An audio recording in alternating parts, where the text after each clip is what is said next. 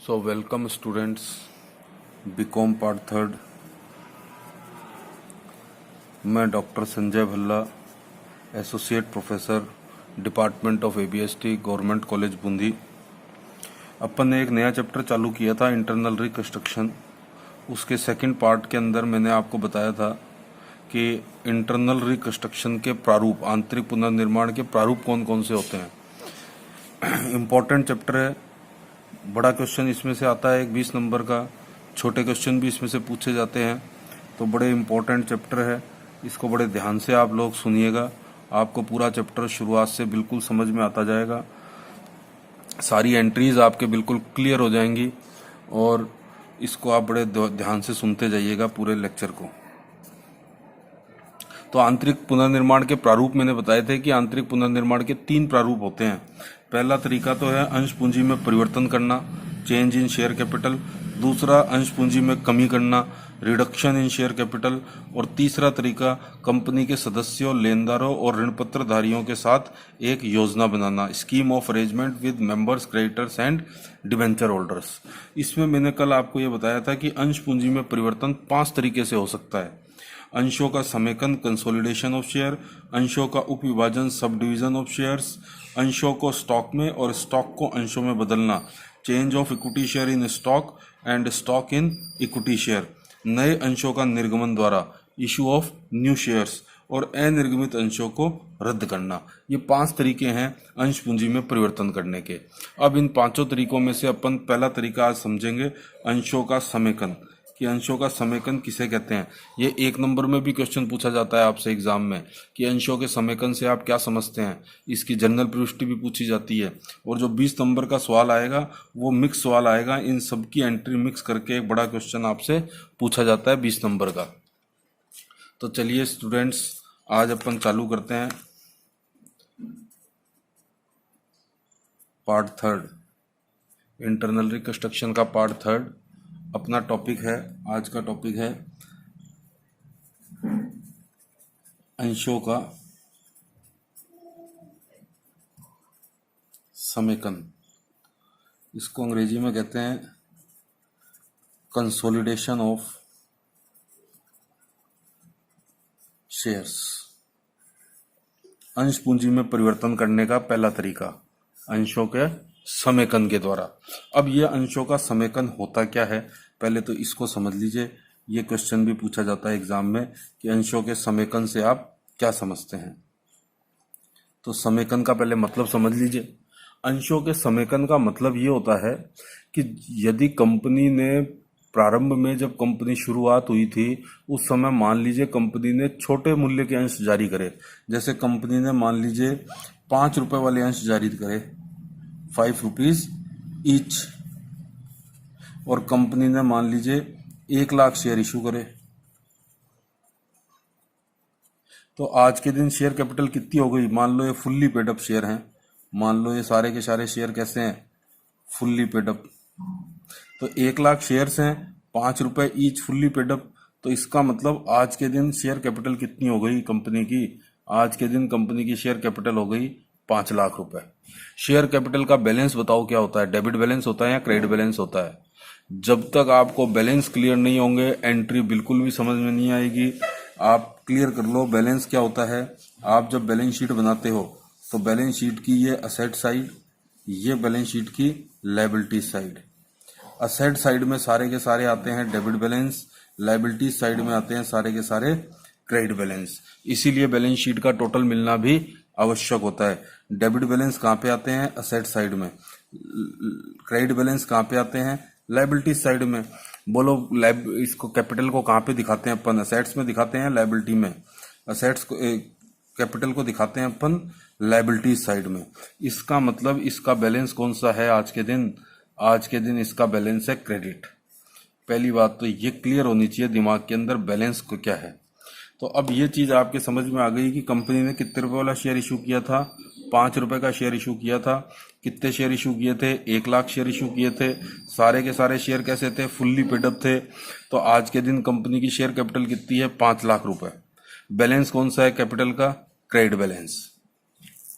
अब देखिए कंपनी क्या चाहती है। अब कंपनी अंश पूंजी में परिवर्तन करना चाहती है।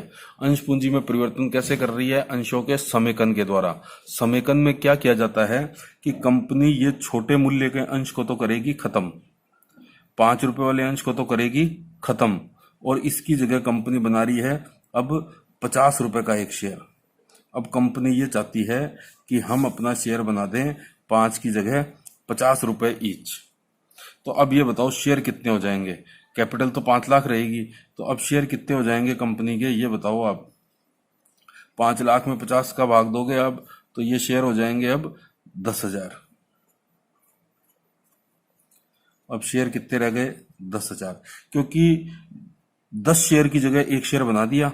5-5 रुपए के 10 शेयर, 5 रुपए वाले 10 शेयर, तो कितने रुपए का हो गया? 50 रुपए का ईच। यानी कंपनी ने 10 शेयरों को मिलाकर एक शेयर बना दिया 50 रुपए का। इसको कहते हैं अंशों का समेकन करना। तो अब कंपनी ने 5 रुपए वाले शेयर को तो कर दिया खत्म, और नया अंश कितने रुपए का बना दिया? 50 रुपए ईच। शेयर कितने हो गए? 10,000। कैसे शेयर हैं ये सारे के सारे? Fully paid up. अब आज के दिन कंपनी की कैपिटल कितने रुपए की होगी वापस? बोलो। 50 रुपए का शेयर है, 10,000 शेयर है, तो कंपनी की कैपिटल तो पहले भी 5 लाख थी, और कंपनी की कैपिटल अब भी 5 लाख रुपए ही होगी। कंपनी की कैपिटल में कोई परिवर्तन नहीं होता। कंपनी की कैपिटल पहले भी 5 लाख थी और अब भी 5 लाख है। तो परिवर्तन क्या हुआ? समेकन में परिवर्तन क्या हुआ? परिवर्तन ये हुआ कि छोटे मूल्य का अंश तो हो गया खत्म, ये 5 रुपए वाला अंश तो हो गया खत्म, इसकी जगह बड़े मूल्य का अंश चालू हो गया, 50 रुपए ईच का अंश चालू हो गया। तो अब स्टूडेंट्स बड़े ध्यान से इसका मतलब समझ लो। अंशों के समेकन से आप क्या समझते हैं? अंशों के समेकन का क्या तात्पर्य है? ये प्रश्न एग्जाम में पूछा जाता है, तो इसका मतलब अब समझ में आ जाना चाहिए आपके बिल्कुल अच्छी तरीके से। अंशों के समेकन में कंपनी छोटे मूल्य के अंश को तो करती है खत्म, और उसके बदले में बड़े मूल्य का अंश बना देती है। इस प्रक्रिया को ही अंशों का समेकन कहा जाता है। बिल्कुल क्लियर हो जानी चाहिए ये बात आपके। छोटे मूल्य का अंश खत्म, बड़े मूल्य का अंश चालू, इसको क्या कहते हैं? अंशों का समेकन करना कहते हैं। तो अब आपसे एग्जाम में पूछा जाएगा अंशों के समेकन से आप क्या समझते हैं, तो सीधा आंसर लिखना है आपको। अंशों के समेकन में कंपनी छोटे मूल्य के अंश को खत्म करती है, उसके बदले में बड़े अंश का मूल्य, बड़े मूल्य का शेयर बना दिया जाता है। इसी प्रक्रिया को अंशों का समेकन कहा जाता है। इसकी एक दूसरी विशेषता और समझ लो। अंशों के समेकन के अंदर कुल पूंजी में कोई परिवर्तन नहीं होता। ये दूसरी विशेषता आ गई। पूंजी पहले भी 5 लाख थी, समेकन से पहले भी, समेकन के पश्चात भी कितनी है? 5 लाख रुपए ही है। 2 बातें हो गई। तीसरी बात और समझ लो समेकन के अंदर। तीसरी बात यह है कि पहले शेयर कितने थे? पहले शेयर थे 1 लाख, अब शेयर कितने हो गए? 10,000। तो अंशों के समेकन करने के फलस्वरूप, परिणाम स्वरूप अंशों की संख्या में कमी हो जाती है, क्योंकि छोटे मूल्य के अंश खत्म होगा, बड़े मूल्य का अंश बनेगा, तो अंशों की संख्या में क्या हो जाएगी? कमी। पहले कितने अंश थे? पहले अंश थे 1 लाख, अब कितने अंश रह गए? अब कितने अंश रह गए? 10,000। क्यों? क्योंकि 10 अंशों को मिलाकर एक अंश बना दिया 50 रुपए का। 5-5 रुपए के 10 शेयर खत्म करे, उसकी जगह एक शेयर बना दिया 50 रुपए का, तो 10 की जगह कितना शेयर हो गया? 1। तो 1 लाख की जगह कितने शेयर हो गए? 10,000।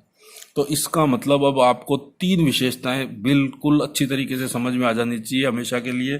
फिर इसकी एंट्री की बात करूंगा मैं। अभी एंट्री तो मैंने आपको बताई नहीं है। एंट्री तो बहुत आसान है, एंट्री तो आप कभी भूल ही नहीं पाओगे। पहले इसकी विशेषता समझ में आ जाएगी तो एंट्री तुरंत समझ में आएगी। तो देखो पहली विशेषता क्या हुई? छोटे मूल्य का अंश खत्म, बड़े मूल्य का अंश चालू। ये समेकन की पहली विशेषता। अंश पूंजी में कोई परिवर्तन नहीं। अंश पूंजी पहले भी 5 लाख और अब भी 5 लाख, तो अंश पूंजी में कोई परिवर्तन नहीं होता। तीसरी विशेषता, अंशों की संख्या में कमी हो जाती है। पहले अंश 1 लाख थे, अब कितने अंश हो गए? 10,000। तो ये तो हो गई इसकी 3 विशेषताएं अंशों के समेकन की। अब बात करते हैं अपन इसकी एंट्री क्या होती है, उसकी एंट्री की बात कर लेते हैं अब। तो देखो अब बड़े ध्यान से समझना एंट्री को। ये 5 रुपए वाला अंश तो करना है खत्म, खत्म करना है इसको। इसका बैलेंस बोलो क्या है। इसका बैलेंस मैंने अभी आपको पहले ही बताया था, इसका बैलेंस कौन सा है, कैपिटल का क्रेडिट। इसको खत्म करना है 5 लाख रुपए की कैपिटल को, 5 रुपए वाला अंश खत्म करना है। इसका बैलेंस कौन सा है, इसका बैलेंस है क्रेडिट। इस बैलेंस को खत्म करना है, तो इसको क्या करूं मैं, डेबिट, तो खत्म हो जाएगा। तो देखो अब एंट्री मैंने क्या करी, ₹5 equity share capital account debit. कितने रुपए से डेबिट करा मैंने, 5 लाख से। तो ये क्रेडिट था बैलेंस, इसको मैंने डेबिट कर दिया, तो ये बैलेंस खत्म हो गया। तो 5 रुपए वाला अंश खत्म हो गया। अब मेरे को नया कौन सा चालू करना है, 50 रुपए का। तो इस कैपिटल का बैलेंस कौन सा होता है, क्रेडिट, तो इसको क्रेडिट कर देता हूं, ये नया चालू हो जाएगा। तो दूसरी एंट्री में करूंगा ₹50 इक्विटी शेयर कैपिटल अकाउंट। कितने रुपए से, 5 लाख रुपए से। तो कैपिटल पे तो कोई फर्क पड़ता नहीं है। तो देखो अब इस एंट्री का प्रभाव समझो क्या हुआ। पहले 5 रुपए वाली इक्विटी शेयर कैपिटल थी, कितने रुपए की कैपिटल थी, 5 लाख रुपए की। इसका बैलेंस कौन सा था, क्रेडिट। इसको तो मैंने खत्म कर दिया, 5 रुपए वाली इक्विटी शेयर कैपिटल को कर दिया मैंने डेबिट। कितने रुपए से, 5 लाख रुपए से। तो ये वाली कैपिटल तो हो गई खत्म, ये वाली कैपिटल अब खत्म हो गई इस एंट्री को करने से। और नई कैपिटल मैंने 5 लाख की और बना दी। कितने रुपए वाली कैपिटल बनाई है मैंने, 50 रुपए वाली। तो इसको मैंने अब क्रेडिट कर दिया। तो 50 रुपए वाली equity share capital account credit. तो देखो इक्विटी शेयर कैपिटल ही डेबिट हो रहा है, इक्विटी शेयर कैपिटल ही क्रेडिट हो रहा है। लेकिन डेबिट कौन सा हो रहा है, 5 रुपए वाला। क्रेडिट कौन सा हो रहा है, 50 रुपए वाला। तो 5 रुपए वाला तो हो रहा है खत्म, और 50 रुपए वाला हो रहा है चालू। समझ में आ रही है ये बात आपके। और इसकी नरेशन में आ जाएगा कि अब इक्विटी शेयर कितने हो गए, अब इक्विटी शेयर हो गए 10,000, और एक इक्विटी शेयर कितने रुपए का हो गया, ₹50 ईच। तो अब कैपिटल कितने रुपए की हो गई, ये नई कैपिटल हो गई 5 लाख की। ये पुरानी कैपिटल खत्म हो गई। कैपिटल का बैलेंस होता है क्रेडिट, मैंने इसको डेबिट कर दिया, तो ये खत्म हो गई। कौन सी कैपिटल खत्म हो गई, 5 रुपए वाली कैपिटल खत्म हो गई। नई कौन सी चालू हो गई, 50 रुपए की। अब आप जब बैलेंस शीट बनाओगे तो बैलेंस शीट में कहाँ दिखाते हैं कैपिटल को, लायबिलिटी साइड में। कैपिटल का बैलेंस कौन सा होता है, क्रेडिट। आज के दिन क्रेडिट बैलेंस कितने रुपए का है, ये है क्रेडिट बैलेंस आज के दिन।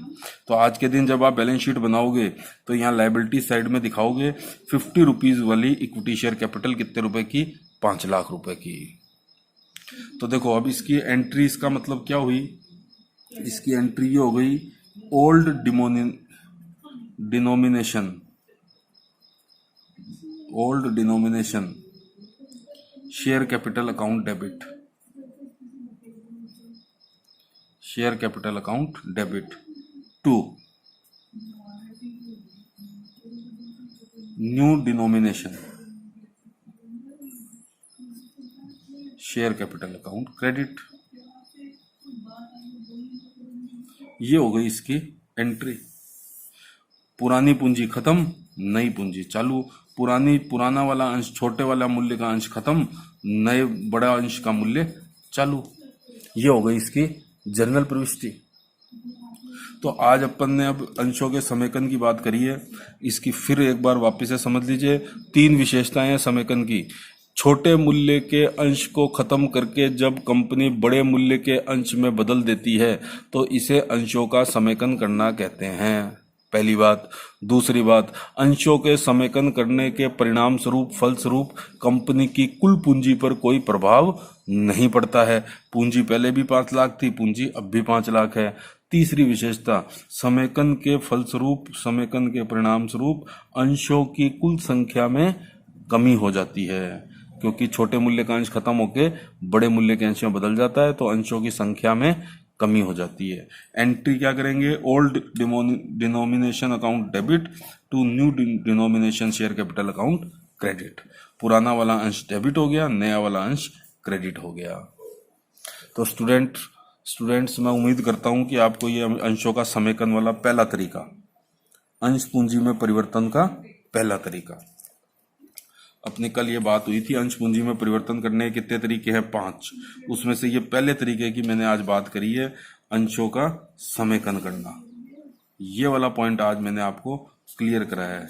कल अपन नेक्स्ट लेक्चर में अपन बात करेंगे अंशों का उपविभाजन, फिर अंशों को स्टॉक में और स्टॉक को अंशों में बदलना। एक एक एंट्री आप समझते जाओगे तो आपके तुरंत सारी एंट्रियां समझ में आती जाएंगी।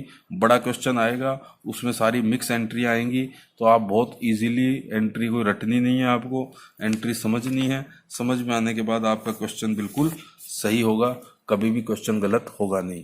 इस लेक्चर के साथ में मैं आपको एक असाइनमेंट दे रहा हूं जिसमें 5 क्वेश्चन है। उन असाइनमेंट के सारे क्वेश्चन आपको रजिस्टर के अंदर रेडी करने हैं। इस साल आपके हो सकता है इस साल ये प्रारूप चेंज करा है एग्जाम का, आपके इंटरनल नंबर होंगे, तो आप ये जो रजिस्टर चेक करवाएंगे कॉलेज में इसके भी आपको नंबर मिलेंगे। इसलिए आपको ये रजिस्टर के अंदर असाइनमेंट सारे तैयार करने हैं। जब भी कॉलेज खुलेंगे आपको वो रजिस्टर चेक कराना है। आप चाहें तो क्वेश्चन रजिस्टर में करके उसकी फ़ोटो खींच के व्हाट्सएप ग्रुप में भी डाल सकते हैं। Thank you very much.